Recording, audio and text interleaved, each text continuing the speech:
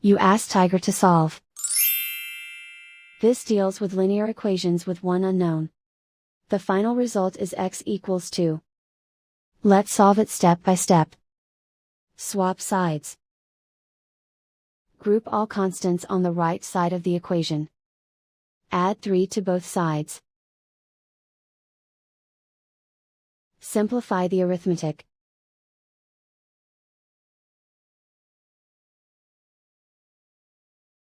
Isolate the x. Divide both sides by 4. Simplify the fraction. Find the greatest common factor of the numerator and denominator. Factor out and cancel the greatest common factor.